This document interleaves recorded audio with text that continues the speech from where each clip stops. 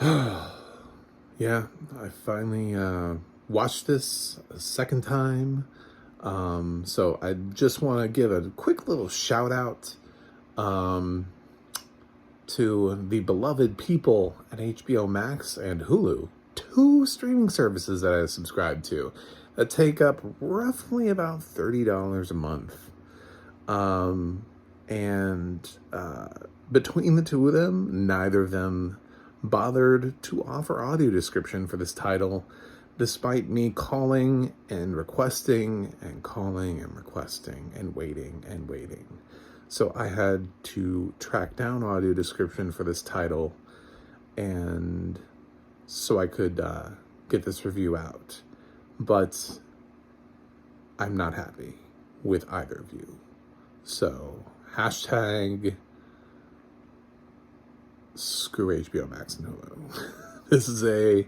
I'm Mac the Movie Guy, and this is a review of Death on the Nile. Yep, I hate when I pay for streaming services, and it's when a film is on multiple streaming services and it has existing audio description. It's really, really frustrating, and it gets really old.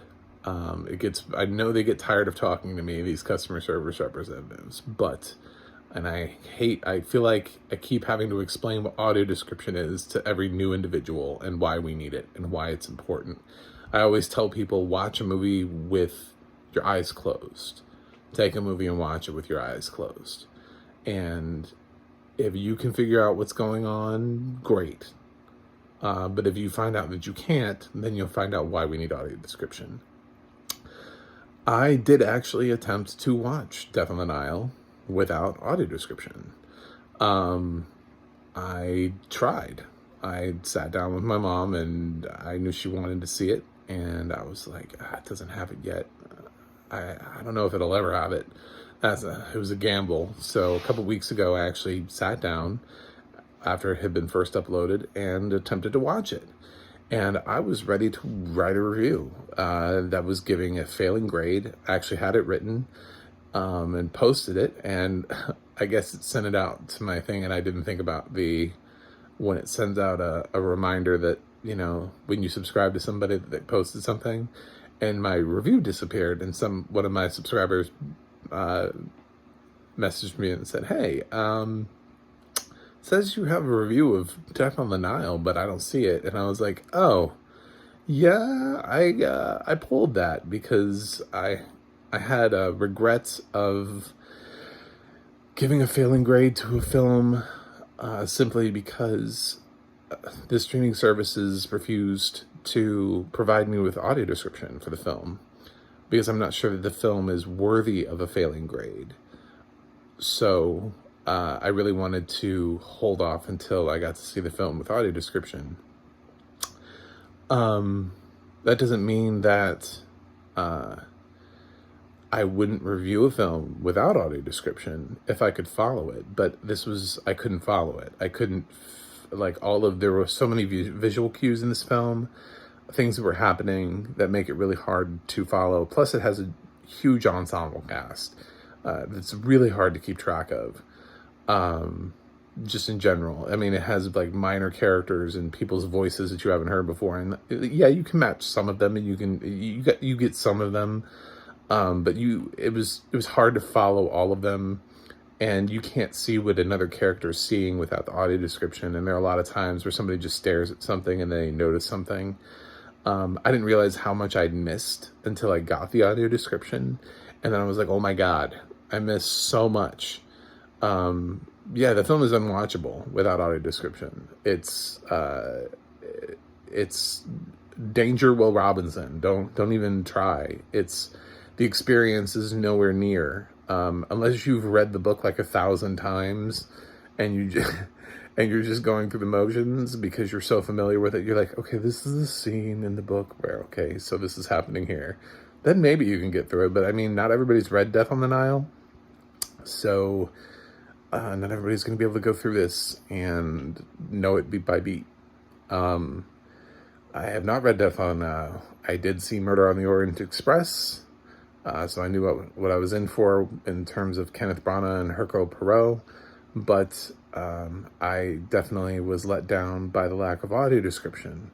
I'm definitely a huge proponent. That's what I'm hoping to get enough subscribers that one day my voice will matter and I can actually advocate for more audio description. So that way, when I tell these streaming services that I need the audio description because I'm doing movie reviews, they look at my subscriber count and they're like, oh, this guy matters. And if he goes on a movie review and blasts us for not having audio description, will not look good for us.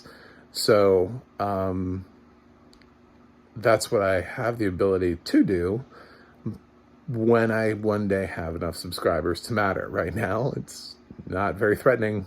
I love my 35 subscribers, but that's what I got. So I'm hoping to move up so that I can keep fighting for audio description, because it's something that we need, and we should have access to. If it already exists, why does it not follow the film? Why are studios not creating and paying for the audio description themselves and then attaching it to the film whenever it goes to whatever streaming service it goes to? That's what it should be. Disney, Universal, Warner Brothers, Lionsgate, STX, all of those people should be paying for the audio description and immediately just attaching it to the film, so that way wherever it goes, whether it's on Netflix and then it moves to Amazon and then it moves to Paramount Plus or whatever, it just follows the film because it comes with the film. It's just something that you get when you license the film, because they should want you to, because it represents their product. It can actually make their product worse to not have audio description, because if you can't understand the film, especially for a film that you're trying to start a franchise, you put a film out on streaming and then you got a sequel coming. Well, if I don't like the first film, I'm not going to watch the sequel. Why would I watch the sequel to a film I didn't like? So it can ruin an entire experience for people, and for directors who care so much about the involvement of things that affect their films. I would think that they'd also be really interested in the process of adding audio description to a film. So this is everything. Like, everybody should be getting in on this, and I feel like nobody is. So I'd love to just keep having conversations with people about audio description. That being said, now we can talk about Death on the Nile a little bit. Like I said, I watched it once without and once with. So I've actually seen this movie twice, but I'm counting this as one review. This is why it doesn't have a second look on it, because I didn't get much out of the first viewing. Yeah, there are a lot of little clues I picked up on. This is basically Hercule Poirot he's doing his thing again. He does this thing where he just investigates a crime and he just yells at people and moves on and accuses them of being guilty, and then moves on to the next person and accuses them of being guilty. That's his process. Okay. And that's what we get in this film. Death on the Nile, I will say, is not a murder mystery from square one. You don't spend 2 hours doing that. It's a lot of setup, which is a smart decision from Kenneth Branagh to try to get us invested. However, it didn't work for me. I was not actually invested in any of the characters because his character takes up so much screen time and oxygen, and there are so many peripheral characters in addition to the supporting cast. Like, there are a lot of little characters, and you don't really know who's going to end up becoming a part of the mystery. I mean, this could be like anybody, right? So you feel like you have to pay attention to everybody every time they're introduced on screen, because it could be any of these characters. But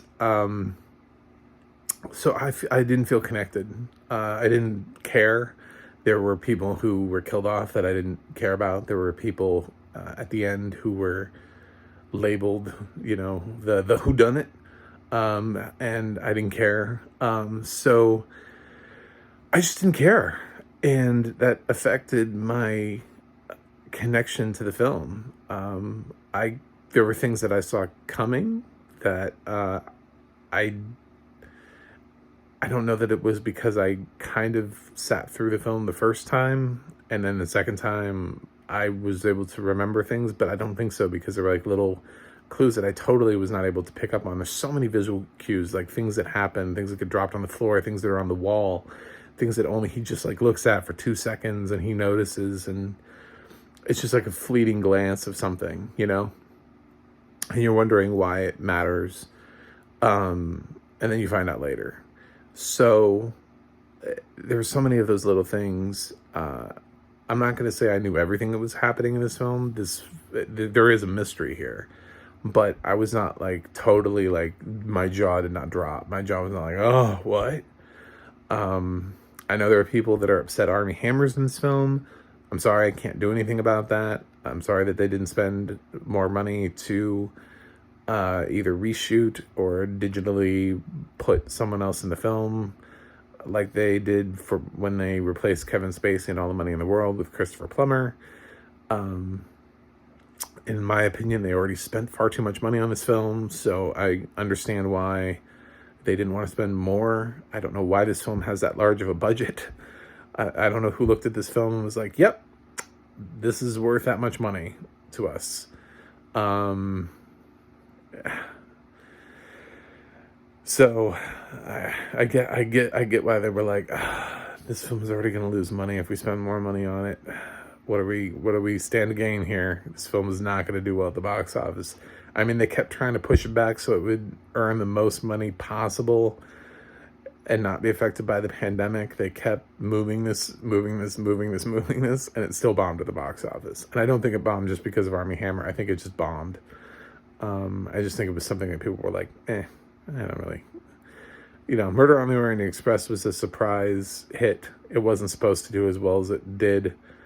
It didn't necessarily mean that audiences needed more of Hercule Poirot, and it definitely meant that we didn't need that much money spent on a Hercule Poirot film. I think this film would have worked with a much smaller budget. But the film itself, Kenneth Branagh is an amazingly talented director. He proved that with Belfast. This is okay. It's all right. I just, I'm glad that I got to watch it with audio description so I could actually follow cues. I could pick up on things that he did. The beginning feels really weird if you don't get the payoff at the end. And both it's totally built around a visual cue. And if you don't get the visual cue, then you don't get the semblance, the meaning behind the beginning and the end. Even if you watch it and you're like, oh, I understood it, you're actually missing what the beginning and the end mean to Poirot as a character. So you just don't get the same effect. You don't get the intended effect. So there were things like that he works into the film that are smart, that are good director choices. But I think this film just has too many characters, and I just didn't care. And I kind of felt the same way about Murder on the Orient Express. When you have so many characters and you're trying to balance their screen time. If I remember correctly, I think I gave Murder like a B or a B+. I just think you end up not really becoming truly invested in any of them. And that was probably the biggest failing of Death on the Nile, is that I didn't care. They wanted me to care about relationships, and especially at least one death being impactful. Probably they wanted me to feel all of the deaths, but there was one specifically that I know we were all supposed to be like, oh no. And I was like, all right, that sucks, I guess. I mean, I don't like it when characters die, but I wasn't especially attached to any characters. So that did damper my overall feelings. So yeah, I definitely am not failing this film anymore. I would give this a slight recommend, but at the same time, I don't know that it's enough to warrant going out and spending real money on. Just to see, I don't know, it's up to you. But I was very grateful for the audio description in comparison to not having it. So for me, talking about this audio description, I came at it from a different approach. Normally I tell you whether or not the audio description is good and why it worked and why it didn't. But because I saw this film without audio description just a couple weeks before I saw it with audio description, I was so focused on picking up on all the little clues that I missed the first time around that I wasn't really thinking about it from the normal perspective where I just walk straight into a film and I go, oh, okay, so can I follow this? Is this audio description good? Ultimately, yeah, I did follow the film, but I spent so much time trying to look at all the little clues along the way, which I can't really just, drop into a review and spoil the ever-living crap out of the film for you.